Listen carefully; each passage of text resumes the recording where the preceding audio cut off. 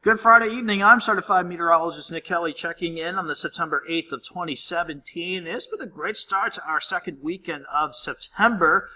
After a pretty quiet and warm week overall, we will continue that trend for the rest of the weekend. Do we have any rain chances on the horizon? Could we possibly see any impacts from Irma as we go into next week? All questions we will be able to answer for you as we run along here. First, let's start with afternoon highs. Around 424 this afternoon, 83 in Fort Scott, Nevada, and Stockton Lake. But most spots, not too bad today. In fact, right around average. Normally we should be at about 86 degrees, and that's exactly where we topped out at in Joplin. 87 in Miami, but outlying areas overall, again, mainly in the mid-80s. Not bad for an early September Friday around here. And fast forward to almost 1047. We're checking in mainly in the mid-60s north of Interstate 44, and then once you venture south of the interstate into southwestern Missouri, a few spots are trying to hold on to the upper 60s to near 70, but we'll continue to cool things back. Maybe a bit of a chilly start waiting for us as we go into Saturday morning. The Skywatch Storm Tracker didn't have much to track really today, and that was the same case for much of this week, really. Some passing clouds here or there, but in general, quiet skies. Certainly not a drop of rain to mess up the start of our weekend. Of course, we are keeping our eyes on Irma. That's going to be the big weather story as we go through the rest of the weekend and into next week. You can already see some of the outer bands of Irma already starting to sneak on shore around Miami, and then even starting to impact parts of the Keys. Off to the west, we have an upper-level disturbance that actually triggered at least some good thunderstorms, if not just scattered rain in general, mainly from California, New Mexico, Arizona, and then working as far north as, let's say, Idaho, Wyoming, and Montana.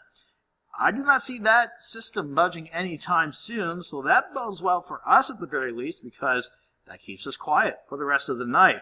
We'll start with a light south breeze in the morning, but still, it could be a bit of a chilly start, with most spots in the upper 50s to near 60.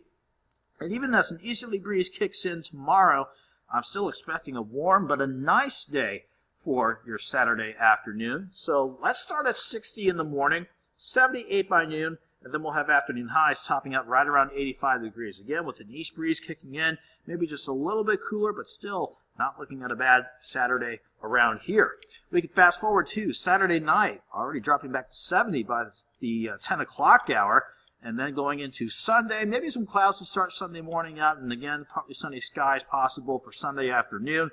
With that, and a more easterly breeze holding on, that could mean we'll have to drop the thermostat a little more. We could see highs right around 80, but still not looking bad. A warm Sunday afternoon, but a nice Sunday afternoon waiting for us.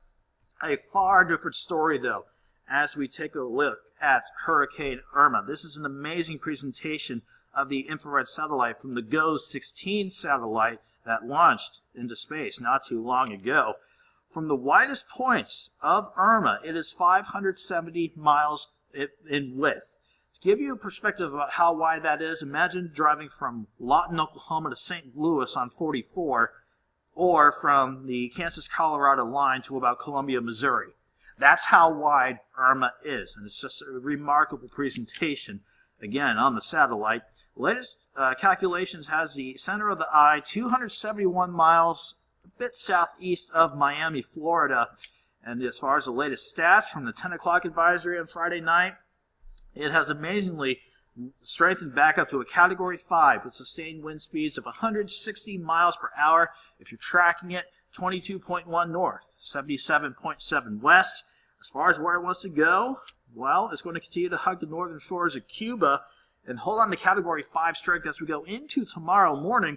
By 7 o'clock our time, 8 o'clock Eastern, Saturday evening, it could weaken just a bit, but still looking at a Category 4 hurricane with 155 mile per hour winds as we go into tomorrow evening.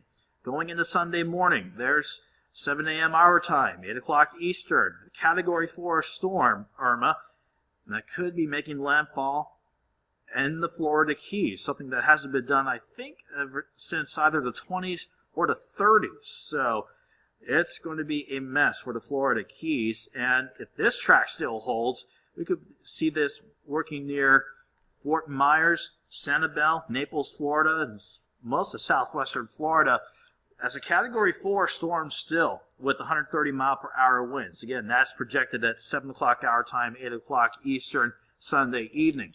As it continues to work up the Florida Peninsula, by the time it wants to work into central and southwestern Georgia, it'll weaken to a tropical storm.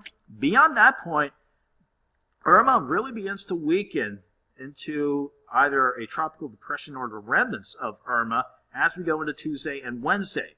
As that happens, we could see easily northeast winds from the flow of Irma and maybe cloud cover from Irma. In general, though, I don't see much of the rain chances working in here, so we're going to keep things dry from tomorrow all the way through next week and even going into next weekend. So 85 tomorrow, 80 on Sunday, 80 on Monday, and then maybe a little more cloud cover. Could mean 79 degrees for your Tuesday afternoon with mostly cloudy skies. Then we lose the remnants of Irma and keep it nice and quiet and warming back up going into next weekend. 85 Thursday, and I have us pushing close to 90 again by Friday. Have a good night. Have a great Saturday.